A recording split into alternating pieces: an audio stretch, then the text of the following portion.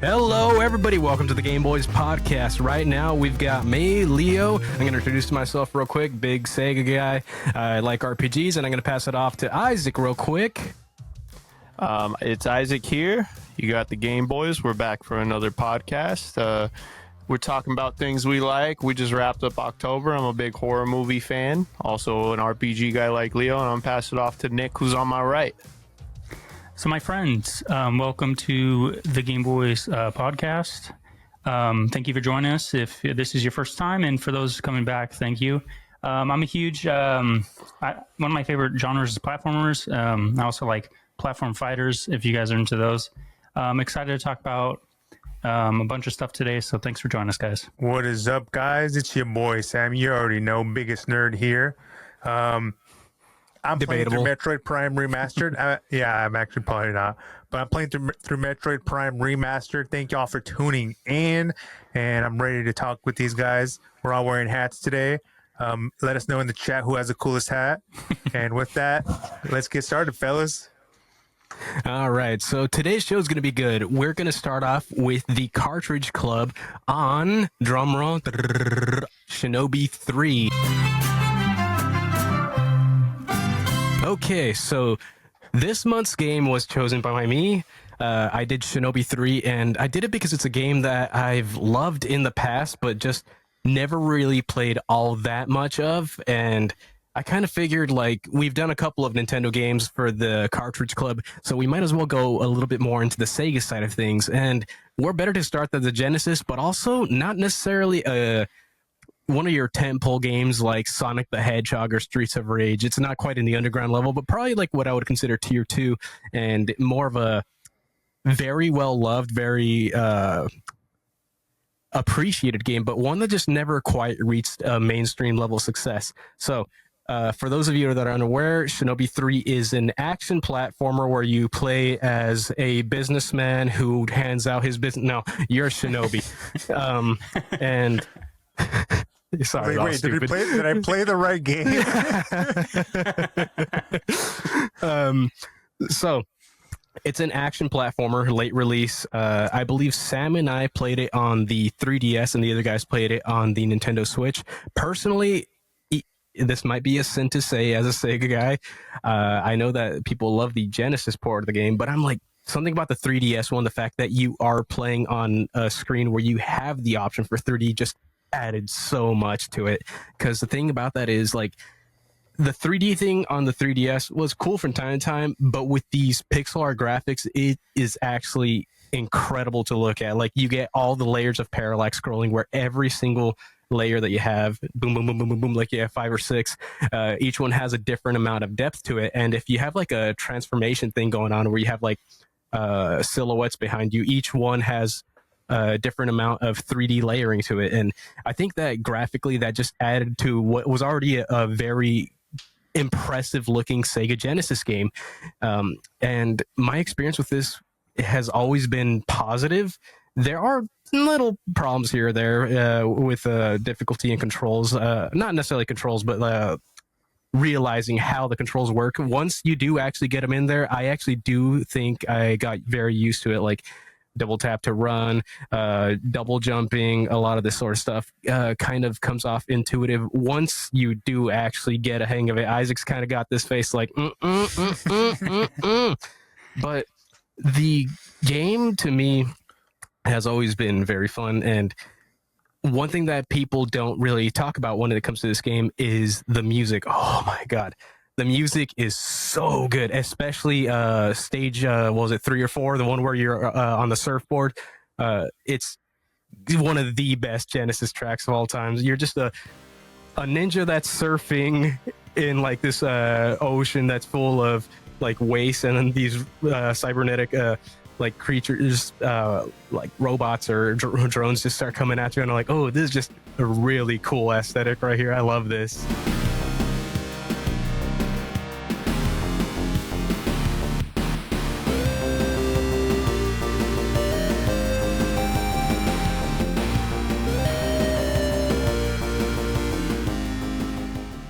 And All the boss fights were really fun. Like you notice, you know what you're gonna do right away, just based off how the patterns go, and it's just so fun to play for me. I feel like I'm just kind of rambling on a bit, but it's one of those games where it's kind of hard to quantify why I like it so much, because everything I'm gonna say it almost feels bog standard, but that I mean in the best way possible.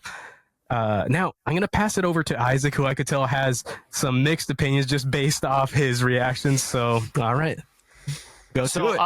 I'll start off with this, just to go off of like what Leo was saying in terms of the name itself, Shinobi. You automatically do feel like you are playing as a ninja in terms of the move set, everything. When you do dash, the animation on the ninja itself is perfect. He looks like a ninja who is running. It's what you would envision when you think of a ninja who is running. Same thing when it comes to the move set. You have a spectacular jump animation. You can wall jump. There are ninjutsu skills, which are basically in this situation's magic for ninjas that they could use.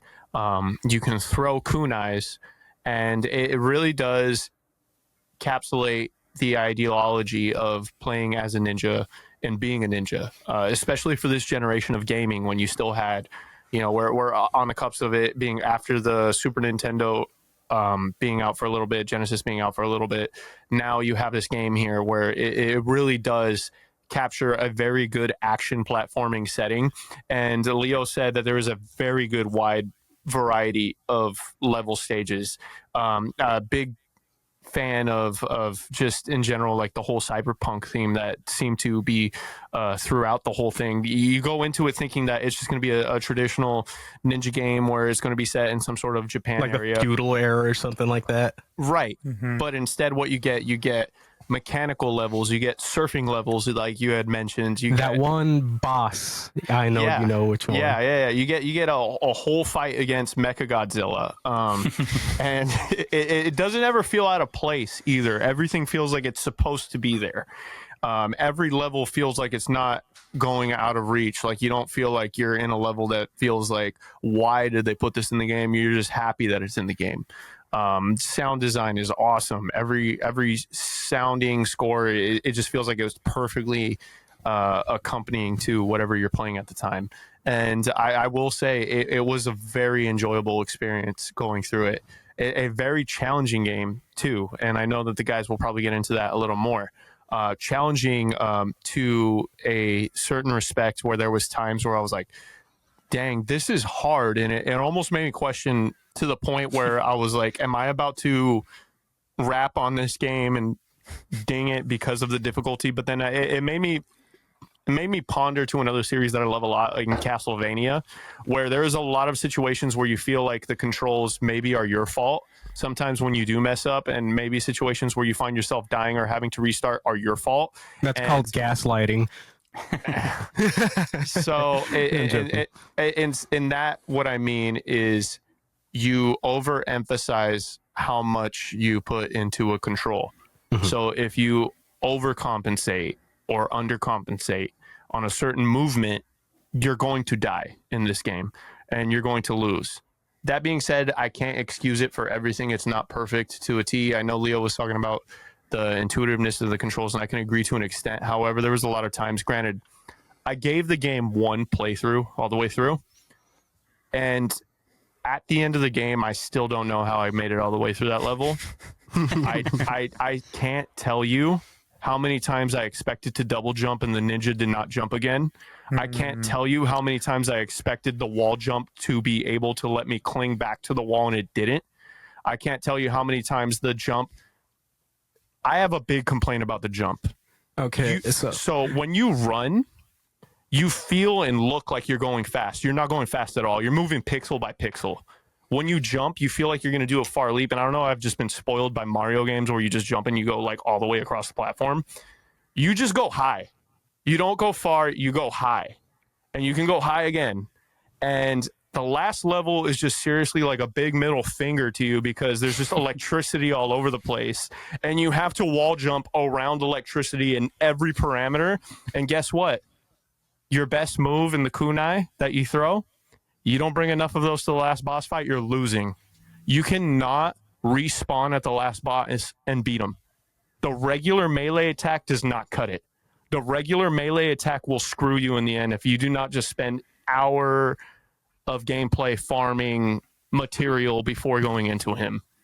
And to me, I got to give that like almost like a cardinal sin, because I know I compared it to Castlevania in the sense where there is a lot of gameplay in Castlevania that's just really hard, but you know when you died because the controls are so stiff that they become monotonous. You just kind of like are already aware of like how unforgiving the controls are. This one kind of lures you into a false sense of hope because you're playing as this ninja that looks like he's going super fast and jumping all over the place, but you're not. You're jumping really high instead of far. You think the double jump is going to kick in. Sometimes it doesn't. You think the wall jump is going to kick in. Sometimes it doesn't. And if you don't have enough kunai, which is your throw weapon, which should just be the standard weapon, in my opinion, you're going to die.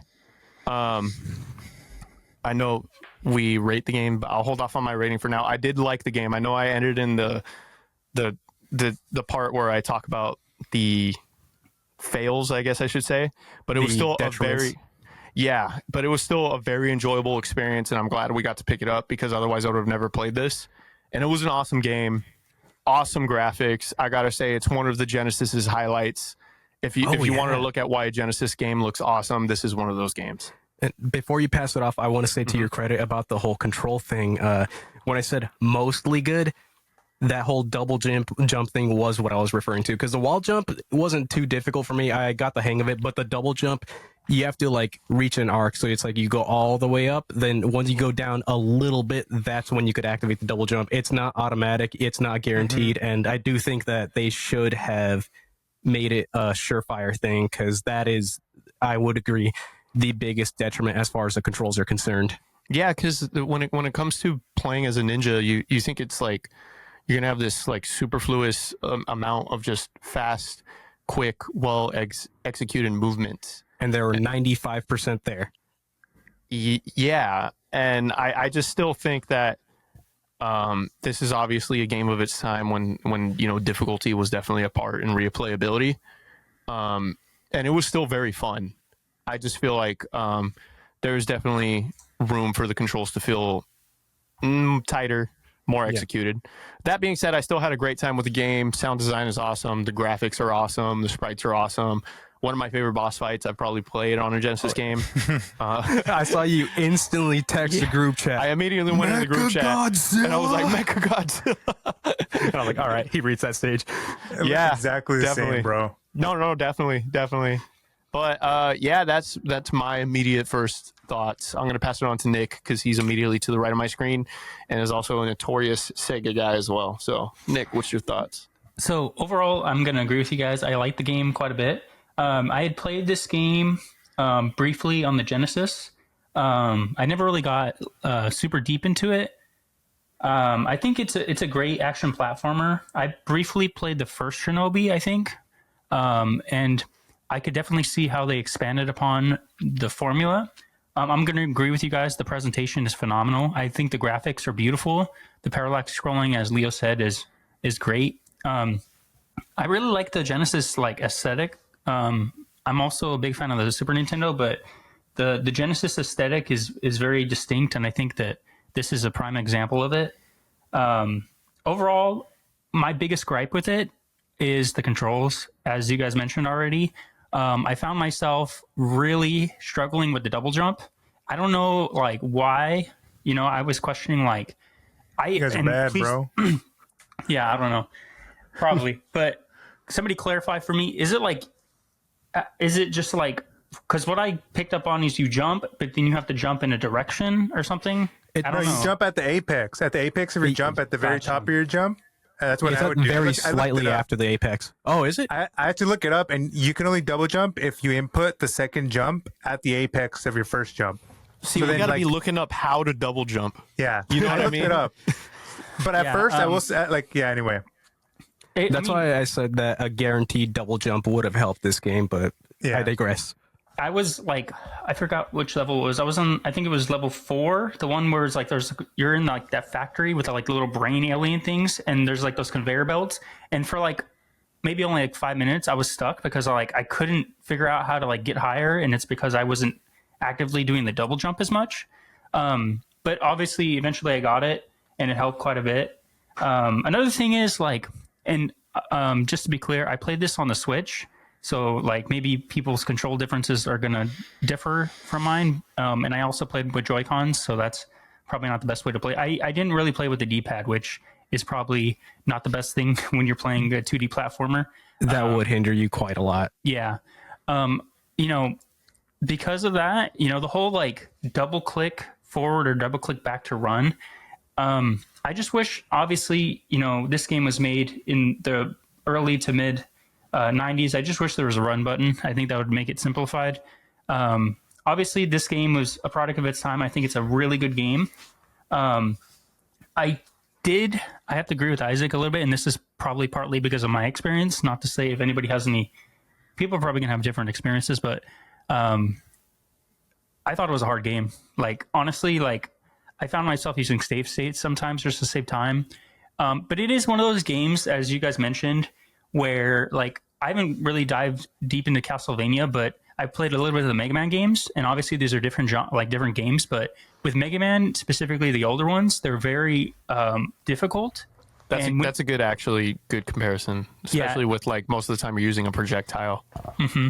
And the thing about it is like with those kind of games, they're hard, but once you get over that hump, it's like very rewarding, you know? And once you figure out how the game, like how you go about the game itself, it's rewarding, you know? Some of the bosses gave me kind of a hard time, and I think it was partly because of the controls. One of the harder bosses, I don't know about you guys, but one that I was stuck on for quite a while was the guy with the hand that comes out of the ground. The like for some reason, the that guy. Yeah. he was like you would hit him Like and it's a like rotting head or something. yeah. For some reason, that one gave me a little bit of trouble for a little bit, and I think it was partly due to the controls because, you know, like the timing of when to attack him wasn't hard to understand or anything like that. But like, I would like jump preemptively, and then the hand would come like on its way back to hit me. You know, I would say overall this game I really enjoyed it. I think if I played it back when I was younger, I would have enjoyed it a lot because of action platformers are games that I really like. I looked up other action platformers just to try to compare, and it stands, in my opinion, above many of the other action platformers. Like I know there's Earthworm Jim and like Aladdin. I'm not going to count the Sonic games because I think those are just like a different thing. But like I kind of Easily better than both of those that you just mentioned, though. Yeah, I think those. If we ever talk about those, I think those games are solid too. But I think this is a better game than those. Although I did have a little bit of difficulty with it, but yeah, I enjoyed it overall. I definitely recommend it. So with that said, I'll send it over to Sam. Yeah, I think it's a great game. I'm just gonna flat out start with my score. I'm gonna straight up give it a B. Mm-hmm. My reasoning was I felt it was better than Kirby and not as good as Sin and Punishment, and it wasn't worthy of being in the A tier. I will just keep on adding to whatever y'all were saying. Where the controls. Well, okay, let me put it this way. I didn't have any issues with the controls at all, except for the first half of the game. I didn't know you could double jump at all. And then I looked it up, and then I was like, oh, bro, you could double jump? I had to look, like, I forgot you could even run in this game for, like, the first level or two. Yeah, because you're using analog stick, right? Yeah, that's the big reason why, yeah. Yeah, I along with Leo played it on the 3DS, which was beautiful, and the music is fire. All these Sega 3DS ports look amazing on the 3DS. It made me wish that they did more of them.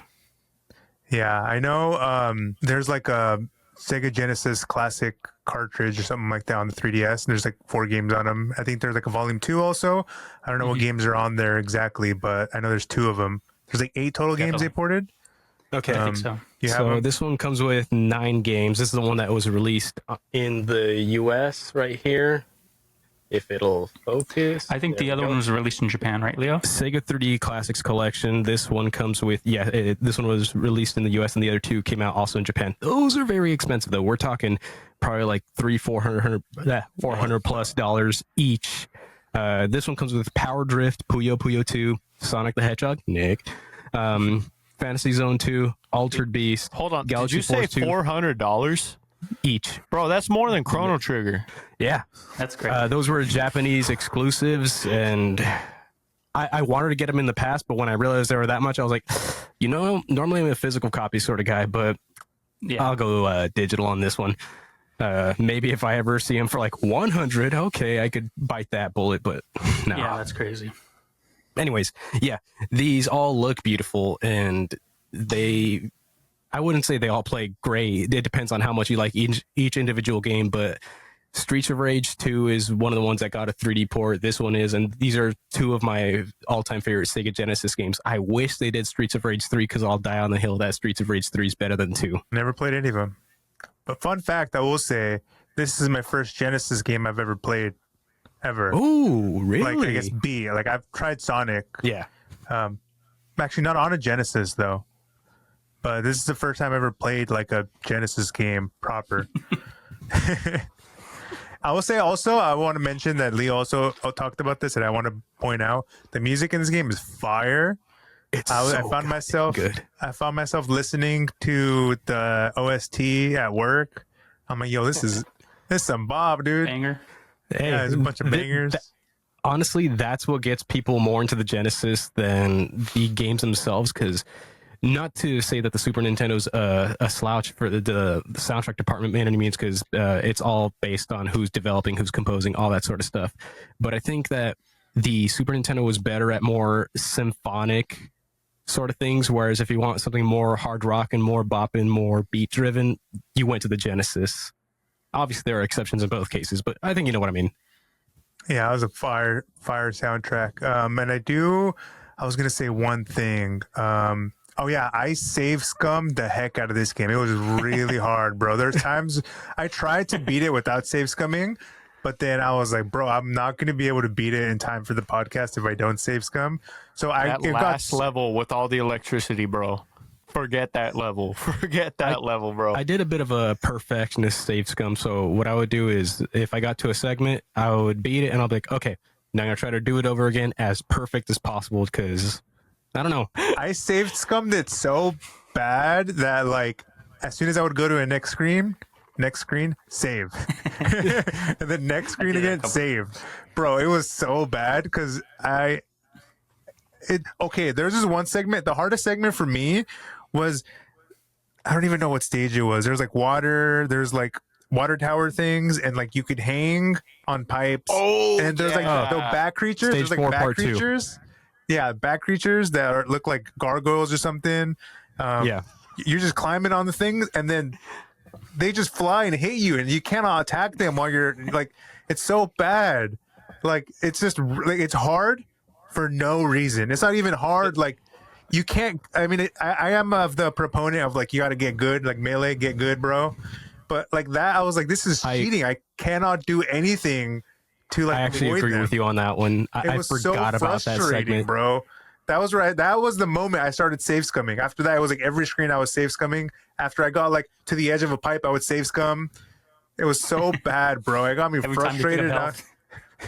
Every time you pick up ammo, me too. Dude, the game wanted you to kill them gargoyles before you climbed anything. It almost wanted to make you kill them mid jump, is what I noticed. And yeah, that was the hardest part as far as platforming goes, up until the final stage that I experienced. And then they hit you, and then you go into your iframes and you fall off. And then you're lucky if you land on one of those like water platform things. But if you landed on the water and you didn't jump, like you're dead. You had full health and you're just dead. And I was like, oh my goodness, bro, this game, I'm gonna put this game in the F tier, bro. That's what I was thinking at that moment, I swear, bro. But other than that, I think it's a fun game. I do think I ran the first half of the game, I was just sprinting and like holding the button where I jumped, and I would be like, and everything. I'm like, oh, this game's good, dude. I'm just running through it. It's easy.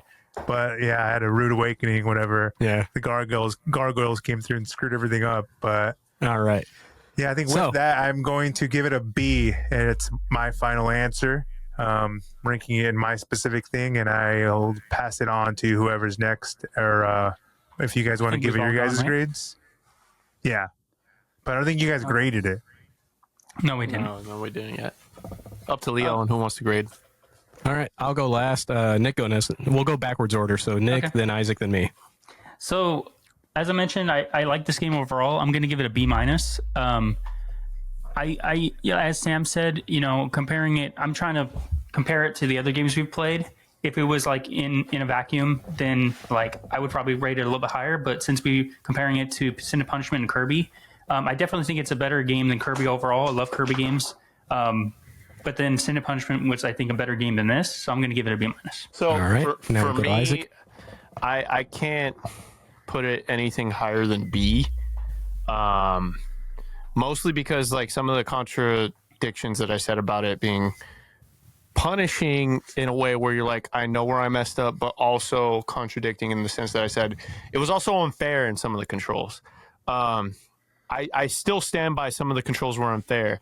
And I don't have it above something like Castlevania, where Castlevania, it's unfair, but you died because you messed up. I feel like this game was messed up to you, and that's why you died sometimes.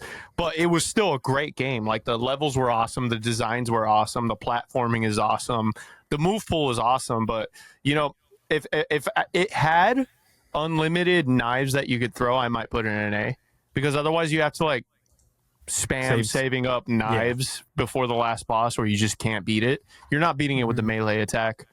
And fix the double jump, give you unlimited knives. It might be an A. Other than that, it's a B. All right. So for me personally, when I was going into this game, I was expecting it to be the first S I gave, and it didn't quite reach that. It is my favorite game that I've played so far. I'm gonna ultimately go with an A grade on this one. But like Isaac said, those little frustrations that he brought up specifically about the double jump, about the kunai saving, all that sort of stuff, and the platformer things that Sam brought up is with that stage 4 part 2 level, like little things like that are what brought it down from S to A to me. And I'm gonna go with A on this one. And I think for an overall settling on this one, because I said A, Sam said B, Nick said B minus, Isaac said B. I think we're probably going to settle in the B range on this one, right? Mm-hmm. Dog, I'm not going to lie. When you said you thought it was going to be your S. Well, it's hard because we artificially make it to that like 3-hour games, So games that like we typically think are S tier games are like all over 3 hours at least. So then they take longer. They take longer for sure. That's kind of hard to pick a. We just kind of lifted the curtain up a bit. Sam just pointed out we try to stick to short games, guys, but we got things going on. So and then we do also like to invite all you viewers, listeners, for playing these games alongside with us. And if you haven't played Shinobi 3, give it a play. It's a fun game. And then I think also the next game that we're going to choose, I think it's Nick. I'll let him do that. But I do want to say, if you guys want to play alongside with us and play the next game that we play, and then listen to the next podcast or video where we talk about this. And tell us it's a skill issue that we're bad at Shinobi, and that's why we gave it a B. Tell us we suck and we just got to get good. We're so used to modern games, bro. Why didn't they patch the jump, bro? Come on, guys. They won't patch, dude. Come on. Oh, what? Oh, what the? Who's that, bro? Did you guys want me to tell the next Cartridge Club game, or should we get into that later? Yeah, okay, let's discuss that right now. This one's going to be a hot one, guys. Oh, boy.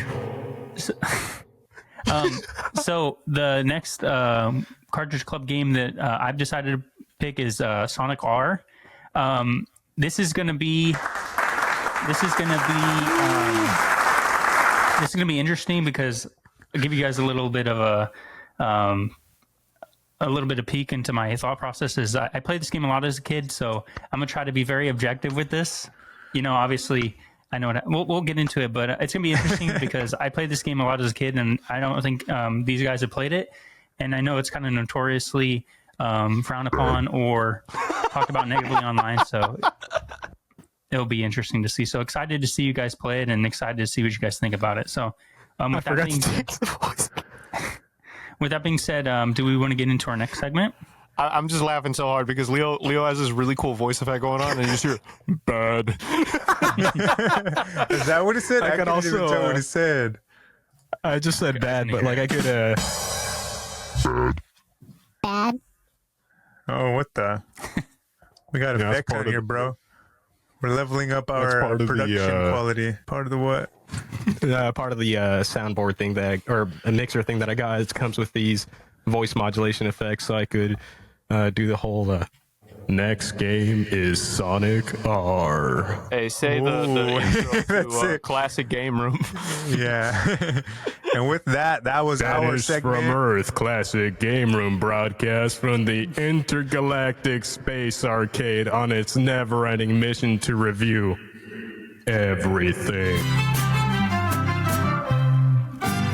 Now that Cartridge Club is concluded, we are going to our buy, rent, sell segment. For this episode of the buy, rent, sell segment, we were looking to arcade games, and we were looking to the specific genres of arcade games that you would kind of find during the heyday, the most popular ones. And we kind of lumped a couple of them together, so you get to kind of pick and choose which are the ones that you like the most and which are the ones that you don't like as much, but they're all classics. So we've got fighting games and beat 'em ups. We've got shmups and running guns, and then racing games. I don't think they got like a pairing genre, but those are our three basic genres that we're going to go with, our buy, rent, and sell. And I'm going to pass it on to Sam for this first one. Dang it. I was telling the guys I hope I go last. All right. You could pass it on to Nick then. All right. Yeah, I'll pass it on to Nick. I pass.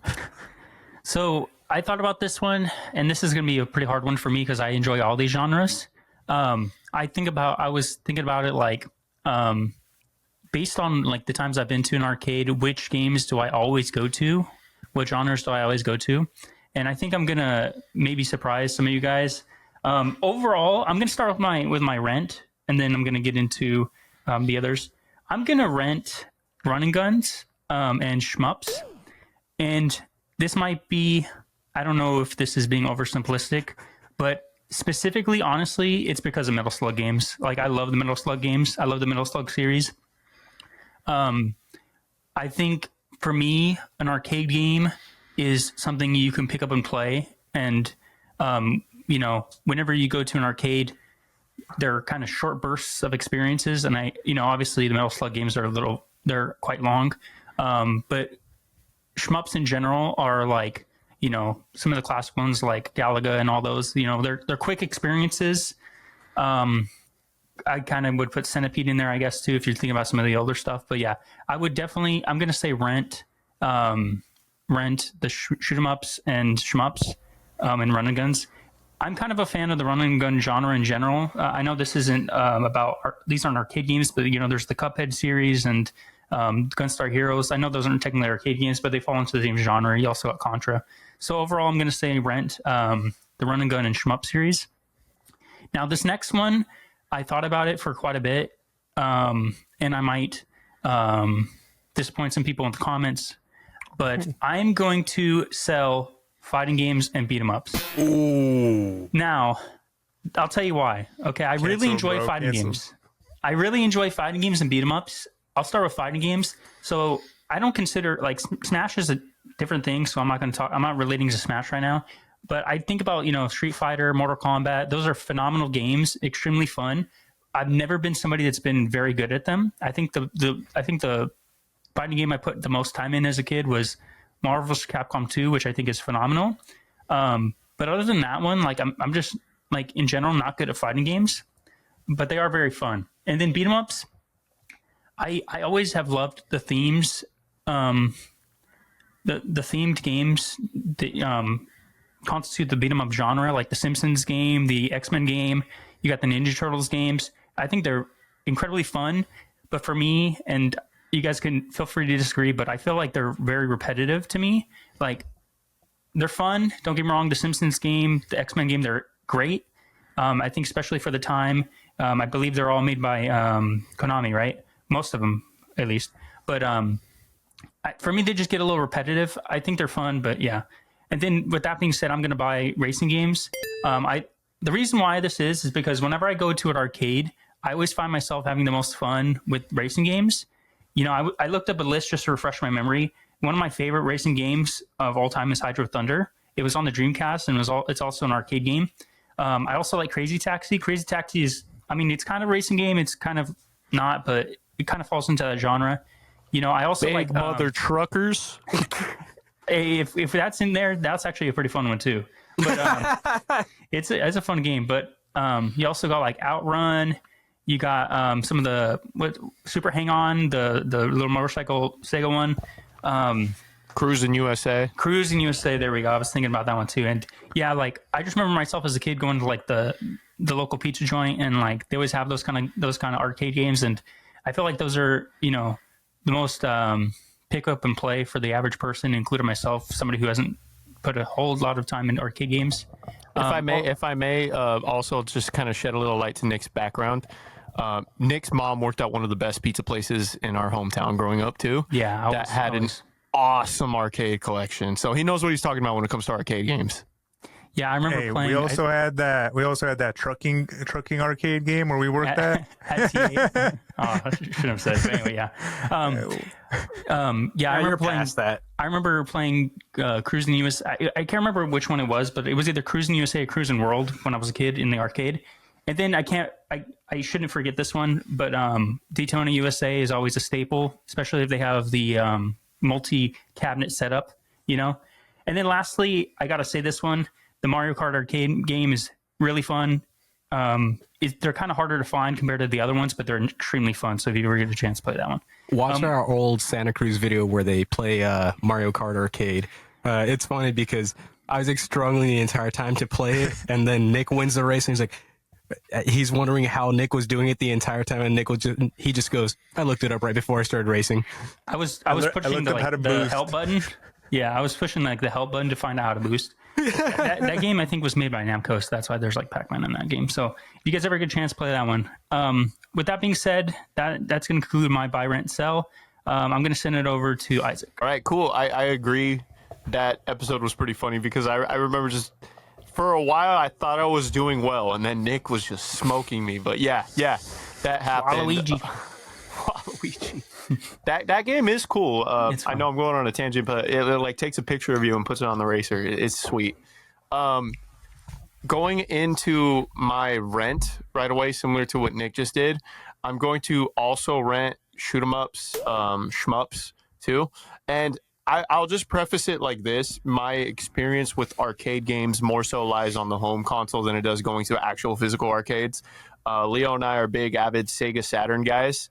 And I feel like the Sega Saturn and the Sega Dreamcast are just awesome arcade machines. Even the Nintendo Switch with how much it has on the virtual console. Or they're just home arcades. Yes, Yep. yes. And you can get so much of it now at home. And, you know, you buy yourself a fight stick and all of a sudden you have an at-home arcade experience.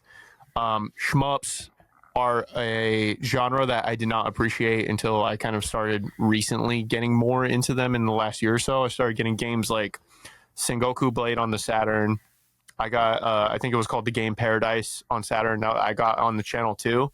That one's really fun as well. But even going back to the same pizza place where we're talking about where Nick had familial ties to when we were growing up, they had, and it's probably the most rudimentary, most basic shoot 'em up. But I just remember sinking quarters into Galaga and sinking quarters into telling people this is how you can get two spaceships at the same time. You let like this other alien invade you and take your ship, and then if you pop that ship, it'll drop the extra ship, and then all of a sudden you have two. I just remember that being a quarter sinker, seeing how far I could go, or playing just memories with my older cousin on like the Namco arcade museum collections and playing Galaga, and him showing me all the tips and tricks growing up. And it was really cool. I got a lot of fond memories with Galaga because of that. The pizza place and with my older cousin. But shmups are just a genre that I have now grown kind of fond to. Similarly, we just kind of came off a conversation about games kind of punishing you when you overcompensate or undercompensate for certain things.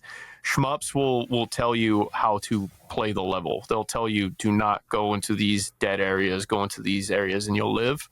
and you just have to react, and it's just fun to get into more different ones to see how goofy some of the styles we'll get into. I just mentioned Sengoku played. That one has more of a feudal Japan look, where you look like you're controlling like these characters who have like these yokai demons and ninjas coming after them, and you're not going after spaceships, but you're going after like these ninjas. And then going into the game Paradise, you're going into a Sega building and shooting Sega workers or arcade machines. It's pretty fun.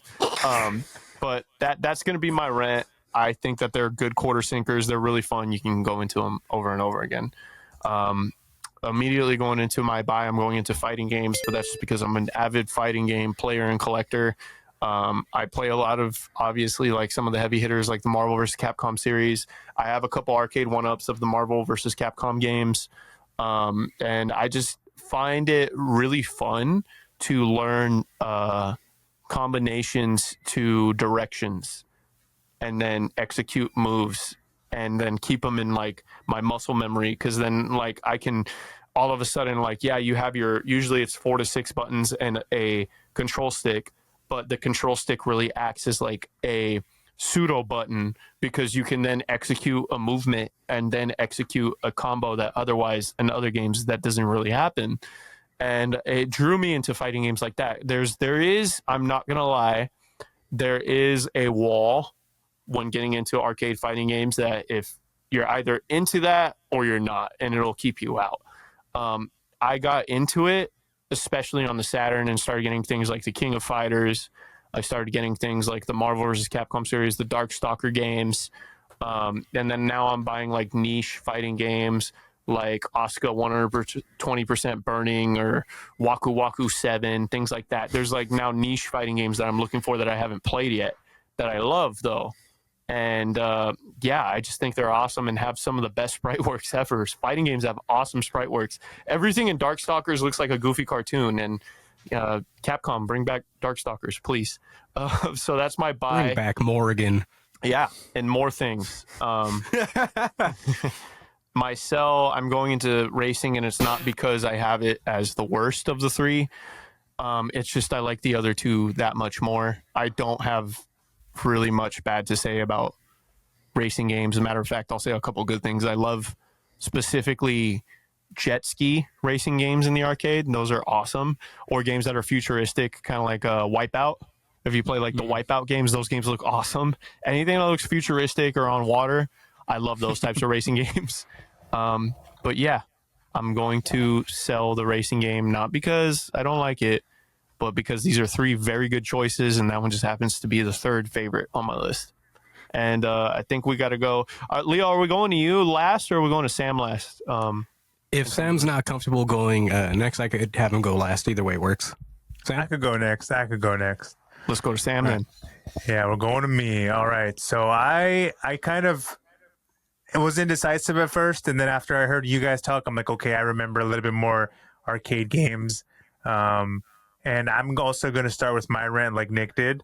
And for my rant category, I am going to put in shmups and running guns. That's the category, shmups and running gun. And I think it's hard because like at first, before the podcast, I was thinking about all the games that I liked, and then I remember like, wait, these aren't games that I played at the arcade. So then if I limit it to just games that I played at the arcade, it completely changed the game for me. And then whenever I do go to arcade, I like, what games do I gravitate to the most? What games do I sink the most quarter ins?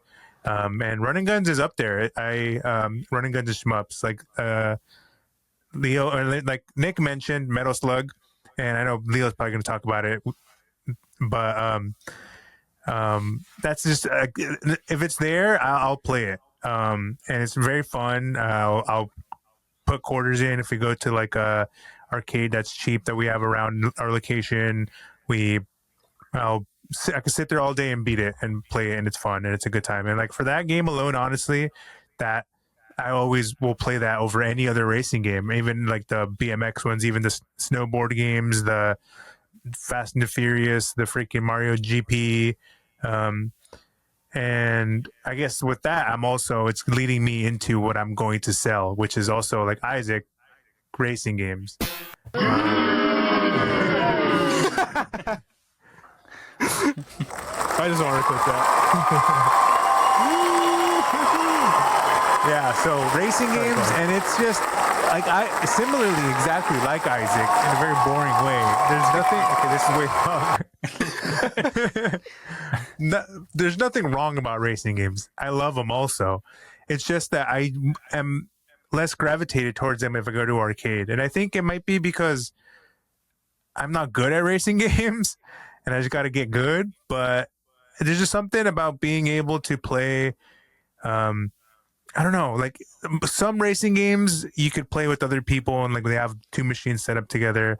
But I feel like a lot of the times I end up playing shmups with friends, and I think the arcade I prefer playing with friends, and I think that's just I don't know. Racing games I just sink a lot less quarters into. And then the genre of games that I sink the most quarters into then would have to be fighting games. Not necessarily just fighting games, because I'm also horrible at fighting games.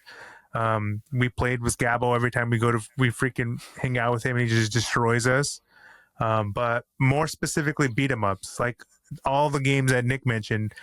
As soon as he started naming them off, I was like, bro, that sounds so fun to play right now. Like the Simpsons arcade game, freaking Turtles, freaking the X-Men arcade game. The one that you can play like 6 or 8 players or something. That's like crazy. you get a whole squad on there, and like hopefully like all of them work, and then just freaking play like 8 players, 6 players, or whatever is on there, and just run through the whole game. And it's just a good time. And I think that's where I enjoy spending my time at the arcade, just playing with as many people as possible. And I think because of that, I'm going to have to put fighting games and beat 'em ups in the buy sell just for the beat 'em ups alone. The fighting games, I don't even play all that much. But then my rant is going to be my shmups and running guns, and then I'm going to have to sell racers, unfortunately. But I think those are my 3 choices. And with that, I will pass it on to your boy Leo Midnight Vice, aka Neo Geo Leo. Okay. So I'm gonna crack open my liquid death water real quick Sponsored. and crack open my opinions too. So, Nick, you specifically should know this. Anytime I head into any arcade, whether it's local, whether it's at the Portland Retro Gaming Expo, whether it's in a whole different country, what's the very first thing I say? Do they have a Metal Slug machine? Yep. So, Yep. with that already, you know my buy. Instantly, I see Metal Slug 1, 2, X, 3, 4, 5, or 6, and I'm like, okay, I'm going there. I'm going to spend some time on it, and I'm just going to go and play that. So, admittedly, I'm not a huge nostalgia sort of guy, but there is a lot of nostalgia tied to this one because at my parents' house in Mexico, right across the street, there's this little bodega, grocery store. I don't know what you would call it. Point is, they always had an arcade machine right there, and you would put 10 pesos in there, and it had all the Metal Slug games, all the King of Fighters. It had Mario. It had all this and that, and it was a hacked arcade machine. But I remember one day, I didn't know what the series was, but I just saw 2 strangers playing it, and I was like, "What is that? That looks beautiful." And I was just watching them play it. When I saw the title screen come on after they stopped, I just started playing it. And then from there, that's where my love of it just really developed and really grew. And eventually, my cousin got Metal Slug X for the PS1 and played that. And over the years, like, it just got to the point where it was a tradition. If I go to an arcade, I'm gonna play Metal Slug. No ifs, ands, or buts about it. That alone is gonna put the shmups and running guns in the buy category for me. But it's not just that game alone. There's also a lot of classic shmups that I've really grown to appreciate over the years. I'm not entirely sure if all of them were released in the arcade, but like some of the ones that Isaac's mentioned, what was Sengoku Blade. Things like that are really cool, and it's gone to the point where, as a Saturn guy, I'm always looking for the next shmup to buy. And hey, it makes sense because I put this in my buy category I don't want to go on talking too long about it, but yeah, it's just the sort of thing where with shmups, they are very difficult and running guns, but oftentimes it's that whole sort of thing where it's like, yes, you could have dodged that bullet. Yes, you could have killed that enemy in advance. And maybe you do got to have a little bit of built-in memory as far as enemy patterns and that sort of stuff goes. But when you do get it there, you realize that even though it's difficult, it's also very fair. You could actually one coin your way through to the end, whereas that's not something I could say about racing games in specific, which I might as well still say racing games are going to go into my cell category. I do like them a lot, but I've noticed maybe it's just because I suck them. I got to get good. But with racing games, it seems like if you don't have your precise drifting mechanics down, if you don't know which shortcut to take or this or that, you're going to reach that zero timer. And what do you got to do? Insert another coin to keep on going. They're really fun while they last, but if you're not good at them, it's like an uphill battle. And so I'll be playing something like Daytona USA. What's that one super scalar game? Outrun, something like that. And they're fun, but if I can't make it far, my enjoyment only goes so far, if that makes sense. But I will say, if you have one of those 2-player linked arcade machines, you're gonna have a blast, especially if you're at a free play arcade. Like if we have a nickel arcade not too far from us, pretty locally, and when you find those arcade machines that have 2 racing cabinets tied together, you're in for a blast. So I'm gonna put that in my cell category, but it's a soft sell. It's just like, you have to have a buy, a rent, and a sell. Under different circumstances, of course, I would still play these games. Now, as far as renting goes, I'm going to go with fighting games. Fighting games are something I have a lot of fun with, asterisk, when you're with the fellas. When you're with the fellas and you're playing a fighting game, it's going to get competitive. It's like, you either play something like that or NBA Jam, and it's like, no, you are not giving up. Can we say real quick, if we could put like NFL Blitz and NBA Jam into a category, I guess I should say Leo just gave it an honorable mention, right? Yeah. I would choose that over all these other ones, honestly. Oh no, I'd got to go to Metal Slug #1. That's my heart right there.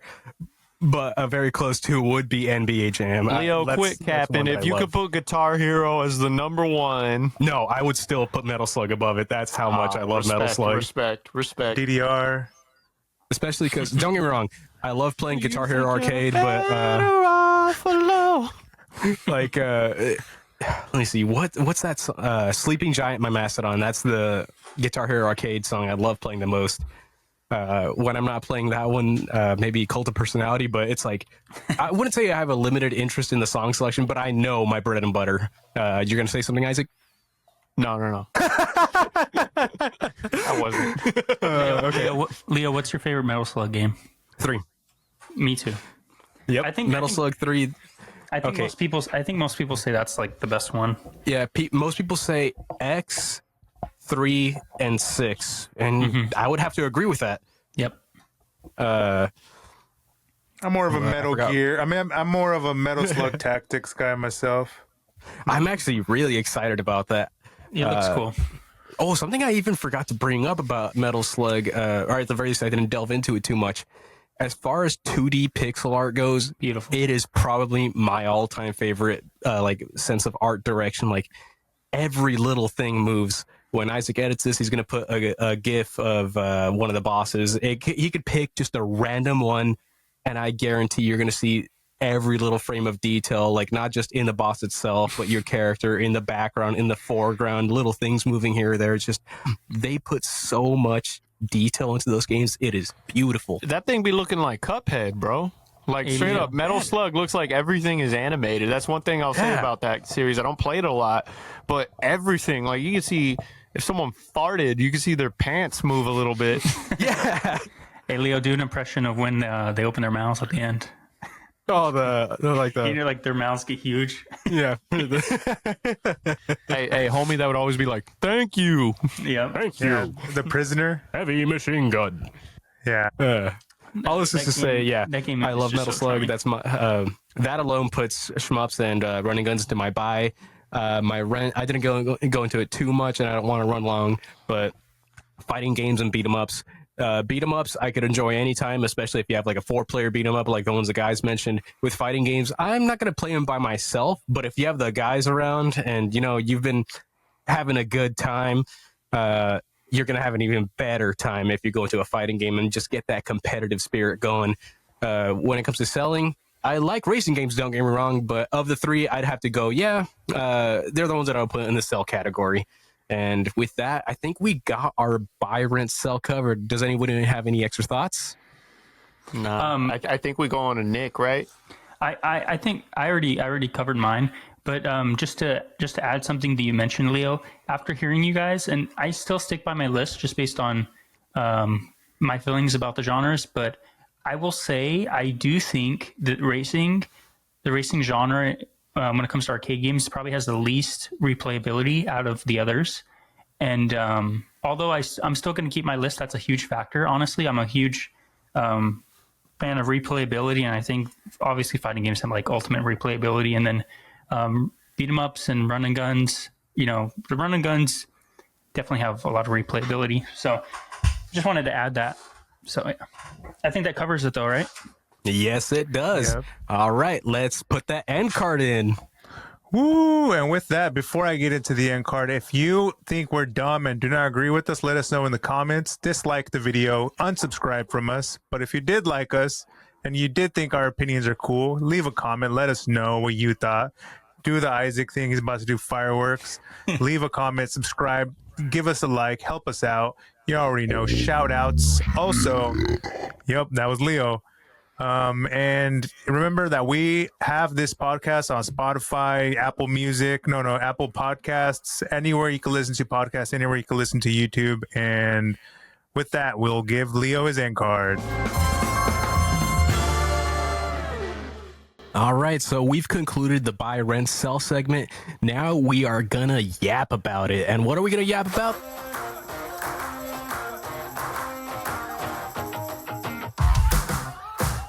In today's Yap About It Yap session segment, we are going to be talking about how I just brain farted and forgot what the topic was. It was Leo's Red and already green flags yapping, in bro. game collecting, bro. yes, red and green flags in game collecting. The funny thing is that I actually had it memorized, and then you played the animation. I was like, "Wait, what was it?" Our red and green flags in game collecting. I feel like Isaac and I had very similar ones in mind. I'm just gonna let him start this one because What if we could each piggyback off each other? What if we each What's say up? one each instead of we all list our red flags? Because I was thinking about this and I'm like, bro, you guys are going to say all of this. We're all going to think of the same ones. Go around and just say one thing and then just rotate for a while. Is that what you're Yeah. trying to say? Yeah. Otherwise, I'm going to be like, yep, I agree with everything Nick said. Like when you have a school project and you're like, yeah, well, he said. True. When someone has a presentation and you're just occasionally going, "Yes, that happened in 1836." Yeah. But yeah, Getting let's my get B. back to our red and green flags. Shoot, then I get first overall pick, and then can I do it? Congratulations. So I have been a victim so many times to buying a video game and having to buy it again because they do a definitive edition or they do a package where there's much more DLC already included. And also as a collector, I was telling Nick about it prior that you just sometimes feel like, dang, I don't own this game in that artwork. Now I want to own this game in that artwork, because as collectors, that's a lot of the thing is we just look for different mediums to express our fandom for video games. I think it is a big red flag when you buy a video game from a company that you know is notorious for dropping a remastered or deluxe edition shortly Square Enix. after. Square Enix, I Atlas, love them, but I hate them. Yeah, Square Enix, Atlas, Square Enix. I can't tell you how many Kingdom Hearts collections I own. I have every Kingdom Hearts collection. I got like Kingdom Hearts 1.5, 2.5. There's a 2.8. What did they mean? Where did they get the 0.3 extra where it goes from 2.5 to 2.8?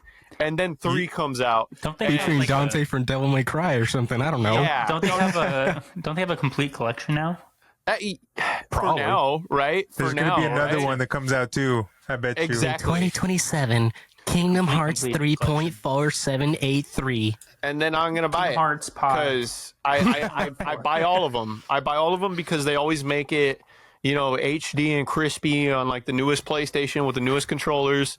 And yeah, I'm gonna be a sucker for that, just like I was a sucker for, anytime they dropped a Final Fantasy remaster or deluxe edition. Anytime I have like 3 copies of Nier Automata because they dropped it, and then they dropped a deluxe edition, and there's also a Switch deluxe edition, and I'm like, okay. I, I'm starting to wonder if I should just wait for them to be done with what they're doing and then buy it. Atlas. Yep. I have Persona 5. I have Persona 5 Royal. I have Shin Megami Tensei 3. They ported it to Switch. They ported it to PS4. I just bought Metaphor not that long ago. I'm already worried they're going to do a remaster version or a deluxe edition. They might. Shin Megami Tensei 5. All right, Shin Megami Tensei 5. I remember pre-ordering the Fall of Man edition. It was like this big box collector's edition, and it was premium, came with all these goods, and came with a heftier price tag. And then what do? That A year game later? kind of felt like half finished, and then eventually they drop Vengeance, Shin Megami Tensei 5, where the V is the 5, and then it says Vengeance, and that game feels like a way more complete game than the regular 5. And I just kind of feel like the copy of 5 I have is worthless. Yep. Vengeance is worth way more. The copy of Persona 5 I have is worthless. Persona 5 Royal is worth way more. Nier Automata is worthless. Get Game of the Yora edition. Kingdom Hearts 3. I don't think they really did a big box, but that game is still worthless because I was pissed off about that one. But still, red flag when a game company drops some sort of like compendium edition or drops some sort of definitive edition shortly after release. What's an early warning sign that that's going to happen in the first place? Day 1 DLC? Day 1 edition. Yeah. If you see the words Day 1 edition, that already alone tells you, hey, there's going to be multiple editions of this game if it sells well enough. And if they have idea that it's going to sell well enough, there's a good chance that they're going to go follow through with it. So you're going to get the Day 1 edition, the quote-unquote standard edition, the year down the line edition, the definitive edition, even more definitive edition, like all these other ones that they just decide, anytime they're like, this was an exclusive if you pre-order on Amazon, this was an exclusive if you pre-order on Best Buy, and then eventually they just drop one. It's like, includes every DLC from every pre-order bonus from every retailer. You're just like, okay, thanks. Like, this DLC is console exclusive. Not. Exactly. But that's my rant on games that decide that they want to have a super duper edition after you already bought it. Red flags, companies that are notorious for doing that. Alrighty. Who thinks that they got one cooked up really quickly? I'll go off of that. Like, let me know right now. Which one of you 3 thinks that you got one cooked up right now that you're like, I got to yap? I kind of got one. Go, I Nick. got one. I have 2 in mind. I'll come back to the other one later. Please, if we don't get to it, just remind me. It's pretty quick. But I was thinking about talking about one for a while, and then one just popped in my head because Isaac mentioned something. And this is both a red flag and a green flag, depending on the circumstance. Let's see if you and I are going to say the same one then. It's like, okay, I'll give you an example. I bought the new Mario Party the other day, and I went into Target, and they give you like a pre-order, like when you buy it, they give you like a bonus, right? Like, for example, when I went to get Mario Odyssey at Walmart, they gave me this like little like picture frame thing. I'll show you guys real quick. Essentially, it's like a little goodie that comes with it when you buy the game at Walmart, and it was like this little picture frame thing. And I got to show you guys because this is my red flag. If you guys could just riff just for like 10 seconds. All right, let's talk smack about Nick while he's gone. I'm gonna take a leak. Remember to subscribe and like. And I will say, going off of what Nick said, I don't remember the last time I've bought something and I got something free with it. So my Game. so this is a green flag. I think this is pretty cool. I bought Mario Wonder at Walmart just because it was like, what, I don't know why I bought it at Walmart, but yeah, that's why I bought it. And it came with this. It's like just a little like portrait thing. It's kind of like 3D. I think this is cool. You know, it is what it is. But then I went to buy the new Super Mario Party Jamboree at Target, and I had no idea it came with like an extra thing. And this is where the red flag comes in, because it's like, why do I need this? It's a bucket. It's like, I mean, it's cool, but like, what am I going to do with it? Put popcorn in it? That's the only thing I thought about, you know? Maybe I could just like store games in it. I don't know. But this is kind of a red flag, green flag for me, because sometimes you get extra cool stuff. And other times it's worthless. Other times it's like, I almost like, in retrospect, I probably should just left it there, because it's like, you know, it's cool, but it's kind of just taking up space. So that's mine. Kind of makes you question your purchase, or rather like the little things that come with your purchases when you get these pre-order bonuses. Yeah. I know there's been some, like a really popular one that they do is like reversible covers. I can't remember a specific. Yeah, those are awesome. Like that's a green flag for me for sure. I'm sorry if I took up if that was somebody's, but like for example, Sonic Mania, it has a reversible cover and it's Sega awesome, Genesis style. Yeah, it's awesome. So that's mine. I'll go ahead and throw it to whoever has one on their mind. Metroid I got Prime one, Sam. Do you got one? Metroid Prime Remastered. I just purchased it. It has a reversible cover and it's pretty sick. One of them is a GameCube like cover, That's awesome. and then the other one is like a new one. I wanted to mention that. You could go ahead, Leo. All right. Kind of like what Nick did, mine is a simultaneous red and green flag. It depends on the circumstances, much like Nick's. And sometimes it makes you go, oh, I'm going to buy that. And other times it kind of makes you go, no, I'm going to skip that. And that is collector's editions in general. So my thing is, when it comes to collector's editions, there are 3 things I look for and only 2 of them that I actually really want. One thing I want, a steelbook. Another thing I want, the full soundtrack. The last thing, more optional, a lenticular or reversible cover.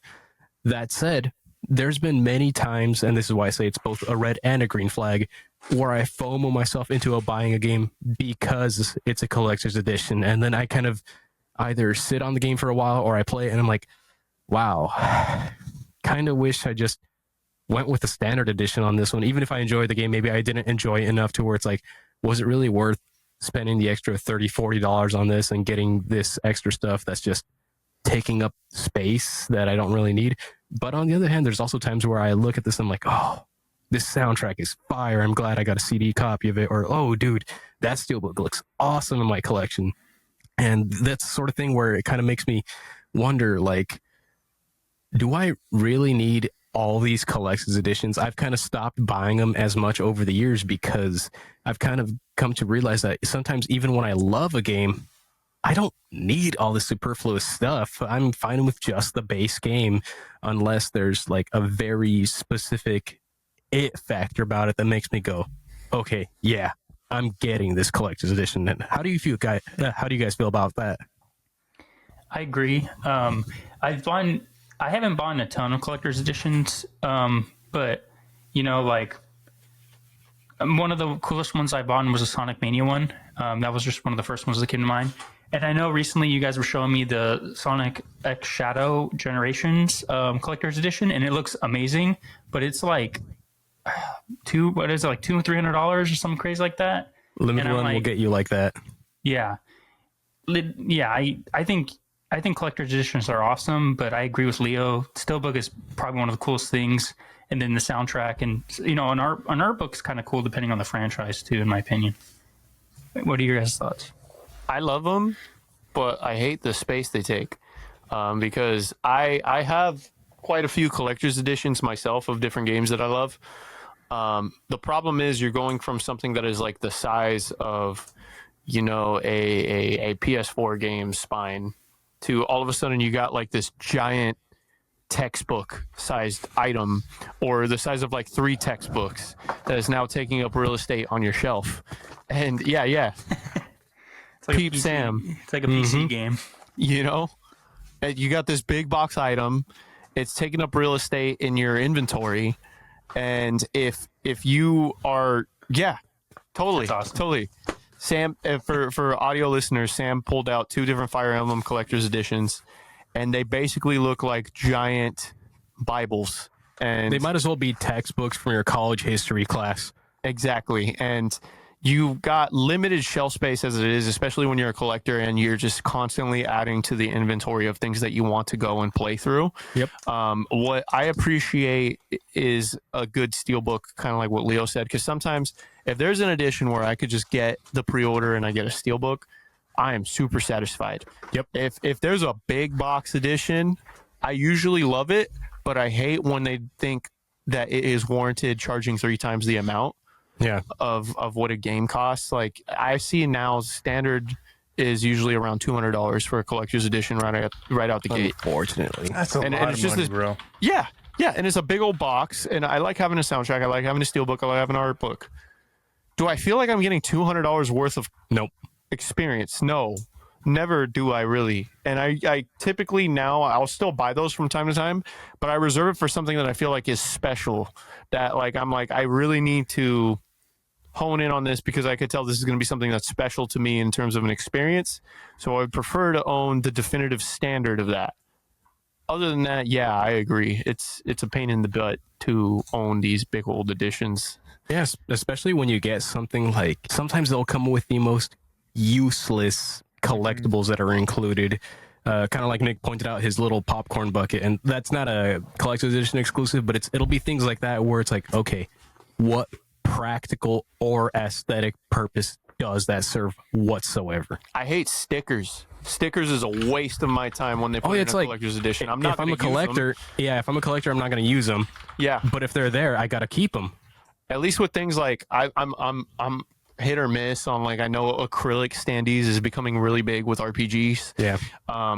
They're kind of like a figure in a way. I'm not a fan of them, but like stickers, I just think like, dude, you're who's losing buying value this, right? by using them. Yes. Yeah. And I think your audience of people who are buying a collector's edition and you give them a sticker sheet of something, you know that they're not going to use them, right? You know that they're going to leave them intact because they went and bought this extravagant edition. They're not going to open it, or they're not going to use the stickers. They're not going to waste their greasy mitts peeling them off the sheet and placing them on their, I don't know, their binder or their laptop or whatever. Maybe Their they water will. bottle. Yeah. Nice battle water bottle. Exactly. But like typically those are targeted towards the hardcore collector. And it just kind of seems counterintuitive of the way that collectors think and act to put things like a sticker. And that's exactly why I say this collector's editions are simultaneously both red flags and green flags. When you find it in the right circumstances for a game that you like with the contents that you would like, it's like, okay, now I have an excuse to buy it. When either the game is something that you don't care about, or maybe the edition includes things that you don't care about, one or the other, or both, you kind of end up going, nope, I'm not getting that. I'll stick to standard. Especially because another thing that we haven't even brought up about collector's editions is that there is no standardized size whatsoever. Yeah. I hate So that, it's an bro. eyesore. Different you know, it sizes really- everywhere. I Yeah. know I already mentioned this a little bit. It really does remind me of like older PC boxes, because like at a certain point, like the 2000s, they kind of standardized them. Like if you remember the like old school like World of Warcraft boxes, but then before that, like in the 90s, like they were huge. Like as like one could be like the size of, you know, the ones that Sam just mentioned, or they could be like a third the size, you know? So yeah. I was looking up some of the most unique and best collector's editions right now, and a lot of them, and I would like to see how you guys feel about it, but a lot of them were mentioned were ones with like statues. Like I think ones with statues, like for Doom Eternal, it comes with like a helmet. You know, for let's see. For Halo Infinite, it came with like the energy sword. I think I think those things are pretty cool. I think it depends sometimes too, because I got Persona 3 Reload, the collector's edition, and it didn't come with a steelbook. It came with a regular game. It came with an art book and it came with a soundtrack, and then it came with a statue, and it was this big box. It's a big box. It takes a bunch of space in my collection. I've seen that thing. That thing is huge. And this is what the big box was holding. Oh my, that's crazy. It's small. It's very small. They just wanted to take up your shelf space, bro. This is just a ploy from Big Box to get you. A lot of the stuff I know you guys already mentioned on it, but bro, sometimes I feel like I'm just buying a loot box with like, bro, Yeah. you're gonna find like collector edition with like socks and like, what the heck, bro? Like That clearance section at GameStop, they just be throwing stuff in there. a Funko Pop in there. Sometimes I'm like, bro, these guys are on one, bro. Like, what's going on?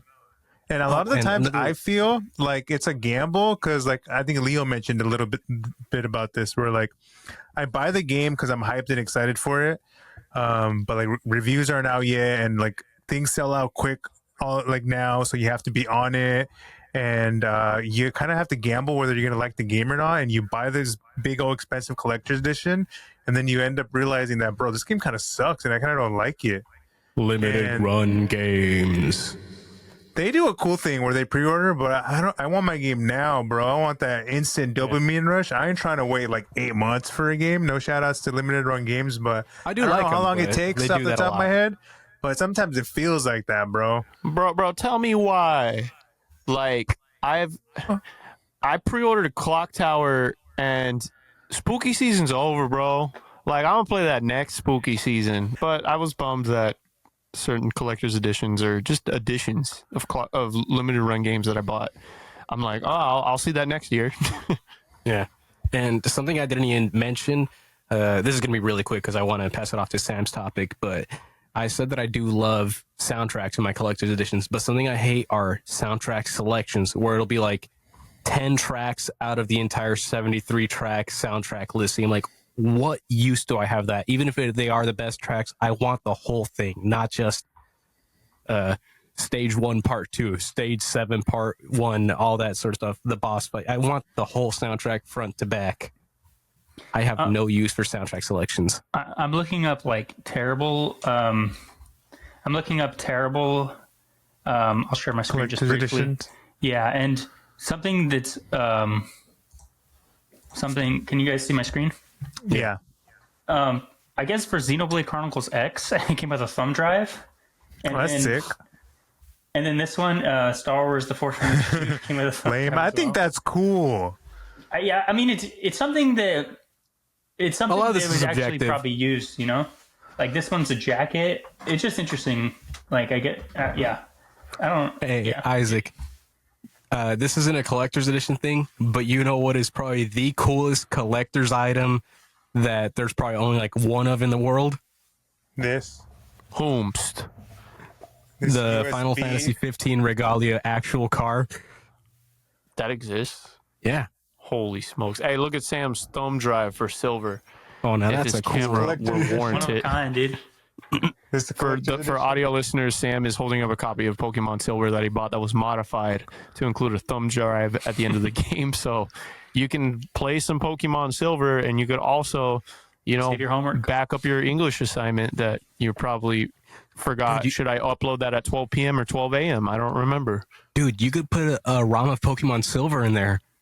I could put a ROM of like all the Game Boy Color games on here. Yeah, but imagine playing Pokemon Silver. But on we would only Pokemon do that Silver. if we owned the actual games. That way we can only run the backups of games that we were owning. Yes. I own them all. I own the whole library. But with that, let's go into the next. You know, mine is it's more of like a modern approach. I mean, not modern approach. It's more pertaining to modern games. And I think developers have been starting to lean away from this, but it still kind of is a thing that developers do, and I don't know why. But a red flag that I always try to avoid whenever I purchase games, for like collecting sake, are games that always require you to stay online for any portion of the game. Hate that. I do It's like agree. a lot of games like Suicide Squad. I think like Halo, one of the Halo games did it. Halo Infinite. Some of the Gran Turismo games did it. Like New Gen, or like even to play the single player campaign, you need to have constant online connection. Otherwise, it won't let you play. 5 And years why from they now, brought back Battlefront, and they're like, this is an online game. They did Well, that. like I get it, but like if I'm gonna buy the game, like You don't after wanna the buy a service is coaster. down, 10 years from now or 20 years from now, whenever the next console is out and like servers are down, I'm not going to be able to pop that game into my console and play through it. And just like Leo mentioned, it's a coaster. Like that's a red flag that like if I find out that a game requires a constant online connection, then what's the point of buying it as a collector? It's just like it's no point. That's why my big red flag. And it doesn't get as really complicated. It just sucks. I agree. Like, okay, I'm not a big multiplayer sort of guy, but the one series that I do buy multiplayer games for is Monster Hunter. But I also know that there's always going to be patch updates and definitive editions, and then like kind of what Isaac was saying. There's a combination of what you were saying and what Isaac's saying, but it's like I don't necessarily want to buy it digitally because it's going to take up so much space on the hard drive. But I also don't want to buy it physically because 5-10 years down the line, what can I really get out of it when I want to play single player? It's going to be an incomplete experience. I do want to mention on the flip side of that, I love buying games that do the complete opposite. I recently bought Cyberpunk 2077 on the Xbox Series X, and it's like the definitive edition. Like you guys mentioned, it's the definitive edition, which is kind of annoying. But the cool thing about that is like all the DLC is included on the disc itself. It doesn't come with like a downloadable code for you to download it on the Xbox store or whatever. All the DLC is on the actual disc. So 30 years down the line, whenever the Xbox store is down, all the DLC is on the actual disc itself. So you don't have to worry about, oh dang, I got rid of like I'm losing out on the extra DLC stories or the expansions or anything. Everything is on there, and I know Nintendo did that or Game Freak with the expansion for Sword and Shield. They have a copy of the cartridge that has all the DLC on there, and those are the opposite side where it's like a green flag, and those are sick. If you know to wait, or if you happen to wait for those complete editions, green flag. If you don't know they're coming and you already bought an edition, like an inferior one, it's like, oh great, now I don't want to buy the new one because I'm double dipping, but I also don't want to keep my current one because it's not the one that has all the content on it. Well, even with that, sometimes they release the definitive editions and it's just a normal game, but it comes with the DLC code for the DLC. And those are the ones that I don't buy. I mean, if it's the same price and I don't have the game at all, then then I will buy it. But I'm not going out to seek those games if they don't have the DLC on the actual cartridge or the disc, because then that future proofs it.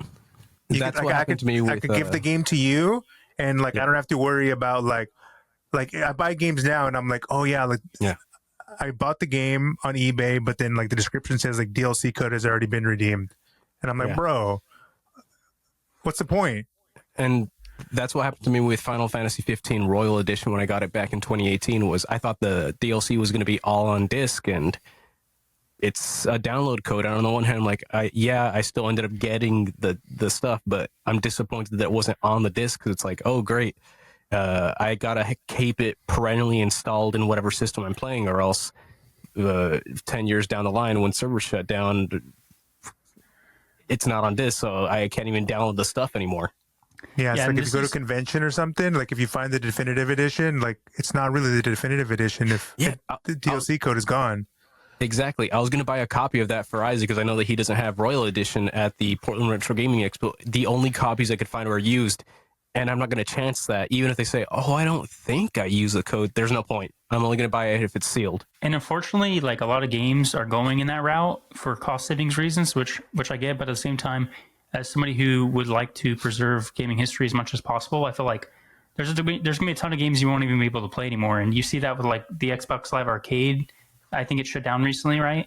And there's like a whole bunch of digital games that people have fond memories over that will just never be able to be played again unless you like find other means to do so. So It's a little I feel like the troubling. era that had like a weird amount of that was like that PS3 360 era. Yeah, the Wii too. The Like, 3DS there was like is worse for that, bro. Yeah. Oh, tell us about that. There's like Fire Emblem, bro. In order to download the DLC, you need to have the cart and the DLC. You can't download the DLC off of You have the to progress in eShop. the story. Yeah, you have to like unlock the DLC tab in the game, and then you have to. The only way you can buy the DLC is if you hit the DLC tab on the game, and then you can buy it on the eShop. But like that DLC, I don't think is like in the eShop default. I don't know. Correct me if I'm wrong, but it's like some weird way that I remember when the eShop was closing down for the 3DS, I needed to buy like the Fire Emblem, the Revelations, and like the three of them. Was it Conquest? I don't remember which one it was, but in order to buy them, I needed to like boot up the game, update my DS, and like I couldn't just buy it from the eShop, even though like it's the same content. I don't know. That was annoying. I did the same thing for Shin Megami Tensei 4 and 4 Apocalypse, and the Fire Emblem games, because there's just certain DLC that, like you said, you could only purchase it by booting up the game and opening specific menu prompts that wouldn't come like right away, like just by booting up the game right off first load. You have to do certain commands before you can get to those screens, and that does suck when a server shuts down and then you're locked out. Yeah, I'm somebody who plays a decent amount of multiplayer games, and I know that many of them will just be gone eventually. And it's kind of unfortunate, but I mean, once a game isn't really popular anymore, if you don't have anybody to play them with anyway, then it kind of loses its Luster. Luster, yeah. and with those games, it's a little bit different though, because that's kind of like it's built on top of that.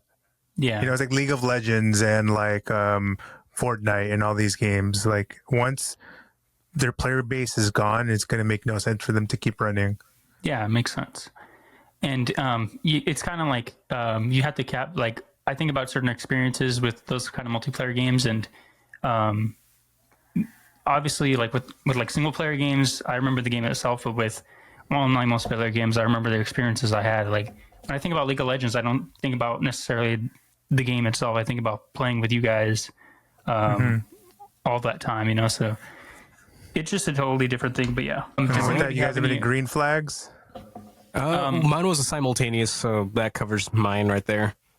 I have a quick one. One of my green flags is, you know, in general, I'm a huge fan of like I really liked when games came with manuals. Obviously, they don't do them as much anymore, and a huge green flag to me is when a company does. You know, like And you'll love it when a game comes with one. oh yeah, definitely. Like with the Nintendo Switch, I know nowadays they don't even come with manuals, and when you open it, sometimes like if it's a Nintendo first party game, they have that like design inside, which is kind of cool. But like I think back to like my game I think I look at my game collection whenever I have a manual that's especially like in color, whenever they took the time to actually put in the cost, when they didn't worry about the cost and just got a nice color manual, it really adds to the value, in my opinion. It's just more nostalgic, and it's kind of cool to flip through it. You know, I like when and I think Leo will agree with me on this because I play a lot of RPGs. I love when you find like a really good hypnotic grind spot that you could just repetitively like sink hours into it over and over again, just maxing out your guy mindlessly, pouring Once time again, into it, just Going back maxing to your guy. FF15, the that one Alpha Omega Sin method that we Oh, adopted. yeah. Where you just go and like constantly like one shot these birds, and every time you kill a bird, you gain like a skill point that you can allocate towards your skill tree. Yep. I love when I find the way, not necessarily to break the game, but when I find the way where I'm like, okay, and then I start doing mental math. I'm like, Min-max. I get into this battle like 78 more times. I have like the best move in the game already, you know? And then it's just those little jumping jacks that I do for myself. I make the game a game in and of itself. Anybody else have any that they want to throw out there? I don't think I have any others. I kind of said my piece since mine was like a double-edged sword. This is a one that popped in my head, kind of related to the same thing about manuals. I got a red flag when games have Sonic the Hedgehog. Huge red flag. Ooh, There's this one especially game Shadow. that we got to play soon that some guy's forcing us to play. I think it's called Sonic R. Oh, yeah. Or Good luck, really guys. dumb. One of All right, I think that's one that you're gonna have to censor out just to be sure.